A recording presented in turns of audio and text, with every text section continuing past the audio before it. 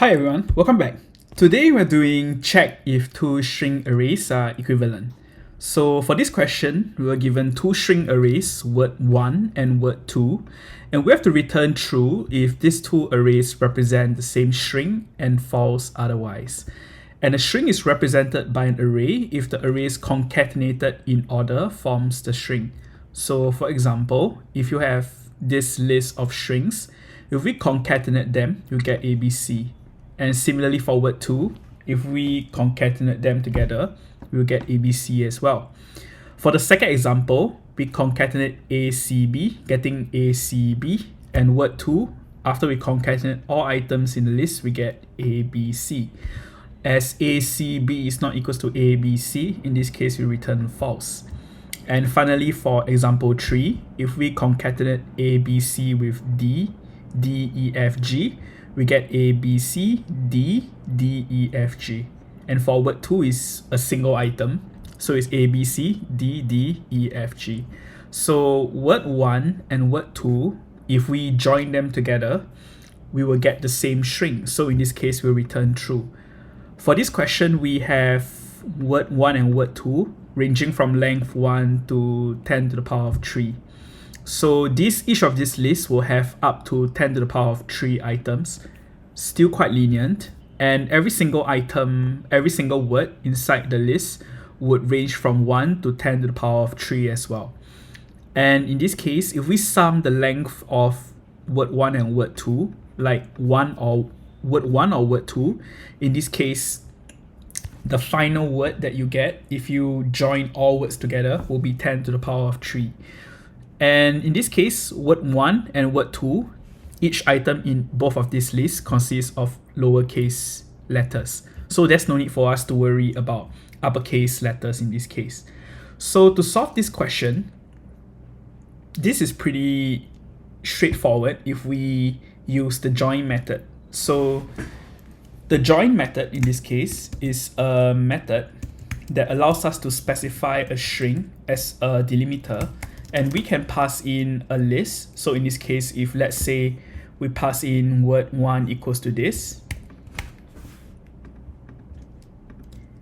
and we pass in word1, and we assign this to word1 concat. In this case, this would be of type string. This is of type list of string. If we join all items in word1 together using this method here, we will get back word1 concat equals to ABC. So the idea is if we use this method to join all words in word1 and word2 and we compare them, we will get the answer. So that's pretty much it for this question. In this case, fortunately, the question is pretty straightforward, so we do not have to do too much tracing. So in this case, word1, let's call this word1 concat string equals to an empty string dot join. In this case, this means that we are telling the Python interpreter, hey, there's no, like, the delimiter is just no characters, so you do not have to add any delimiter between every item in word1. So in this case, we're passing word1, and this is word1 concat. We'll do the same for word2. This will become word2 join, and we'll just return word1 concat equals to word2 concat. And that's pretty much the answer. So to make it clearer, if word2 is equals to this list of string over here, then word1 concat will be equals to ABC, and word2 concat will be equals to ABC as well. And this will return back true. So that's pretty much it for this question. Let's run this against some sample test cases.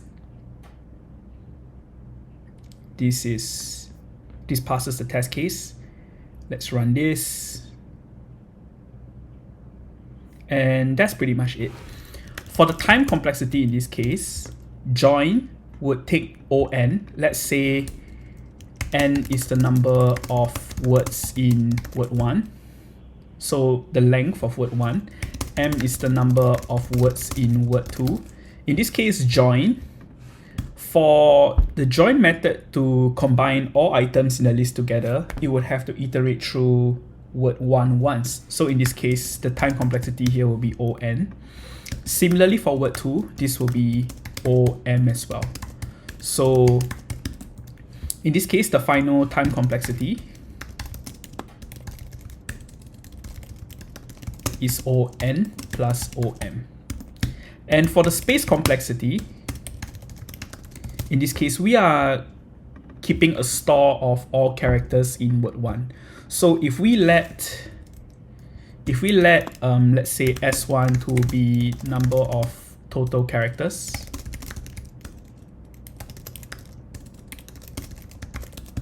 and s2 to be number of characters in word2, then in this case the space complexity will be os1 plus os2. And the reason is because we are keeping a copy of all concatenated characters in word1 and word2 inside these two variables.